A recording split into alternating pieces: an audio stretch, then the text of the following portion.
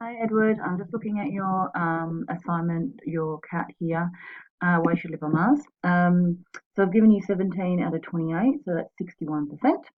Um, what you did well was the position in the solar system. So you've got a picture and included your information, and right down the bottom, the pros and the cons of Mars, accurate. Um, and you also included some information about making Mars more habitable. So, and this is a great picture as well. Um, so what you didn't do so well was the information about Mars, the general information, the planetary description, and it's just not enough information there. The seasons, although you said there's 6 seasons, which is good, you needed a bit more information there. And needed more information about the resources on Mars and the sources of water. So you need to explain where the ice is and that sort of thing.